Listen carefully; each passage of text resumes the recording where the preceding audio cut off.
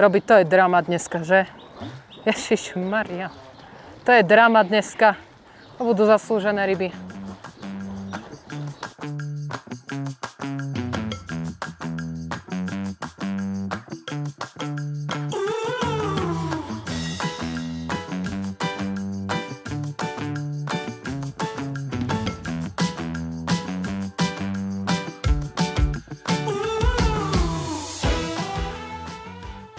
My sa nachádzame u tuleňov obecných.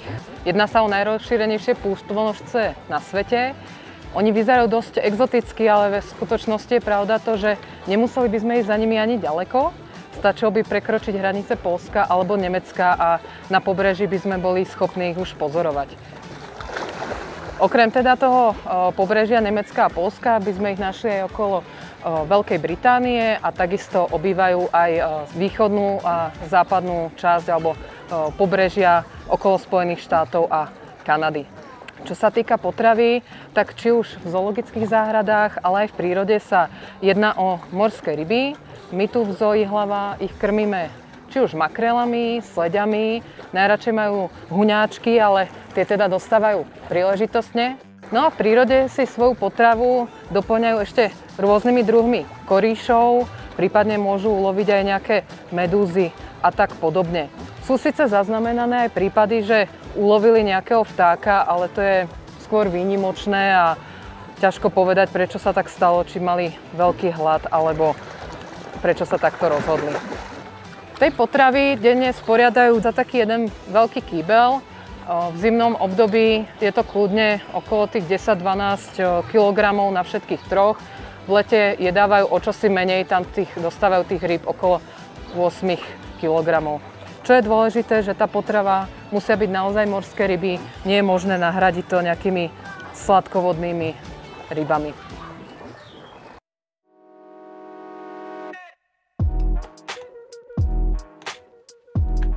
Tulene trávia až 3/4 svojho života vo vode. A je to hlavne preto, že vo vode sa cítia bezpečnejšie a lepšie než na suši. Na rozdiel od lachtana, ktorý dokáže aj zadní plôtve otočiť smerom dopredu a používať ich ako nohy, tak tulene toto nedokážu, preto na brehu vyzerajú ako taká veľká smiešná húsenica, ktorá sa len tak pláca a nie sú takí pohybliví a nie sú si takí istí.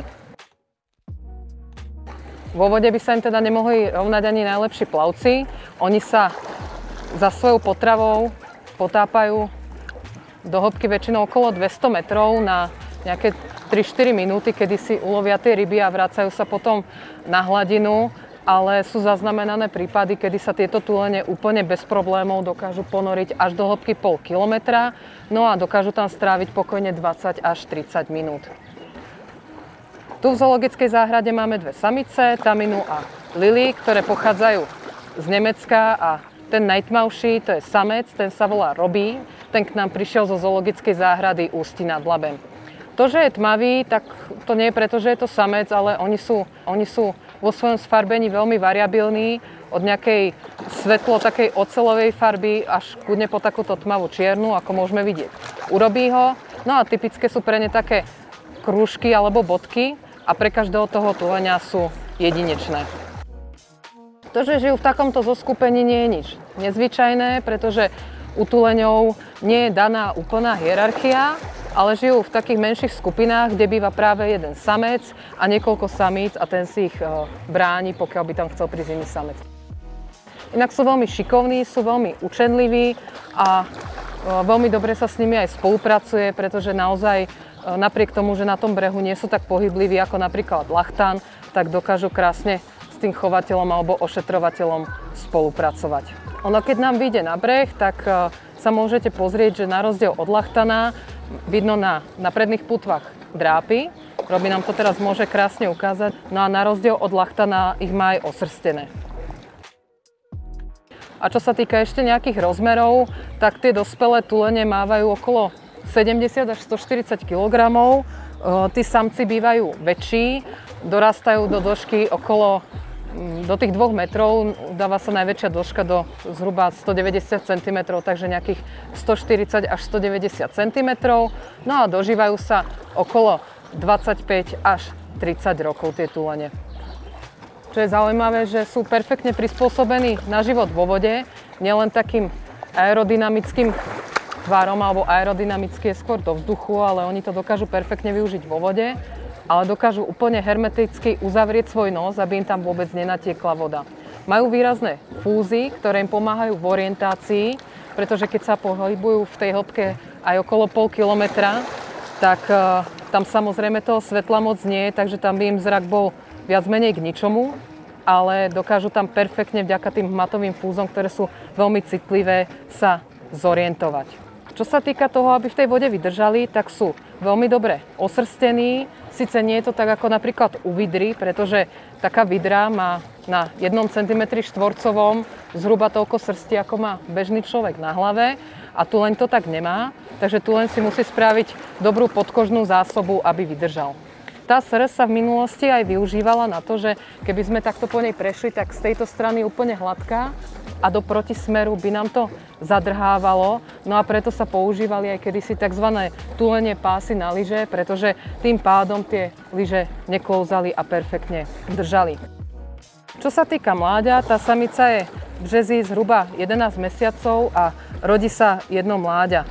Tá samica ho kojí po dobu asi 30 až 40 dní. No a za toto obdobie to mláďa potrebuje nabrať minimálne 1 násobok svojej hmotnosti. Takže priberá naozaj pomerne rýchlo, aby ho vlastne tá tuková vrstva dostatočne chránila pred chladnou vodou, prípadne studeným počasím.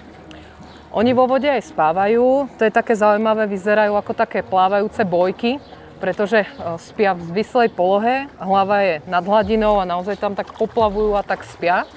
No a inak na ten breh chodia viac menej sem tam si odpočinúť, ale hlavne v období rozmnožovania alebo teda keď má prísť na svet to mláďa. Tu v zoologickej záhrade môžete vidieť, že nám tu rastú kosace, takže asi vám napadne, že tá voda je tu sladká. A síce som hovorila, že obývajú pobrežia, teda slanú morskú vodu, tak v podstate vôbec im to nevadí, tá sladká voda. Je dôležité, aby bola filtrovaná, takže keby sme sa išli pozrieť do zázemia, tak by sme tam videli veľkú sériu rôznych filtrov a ďalších nejakých prístrojov, ktoré sa im o tú vodu starajú. Takisto v podstate aj tie kosace majú čistiacu funkciu, ale naozaj sa tá voda musí pravidelne filtrovať.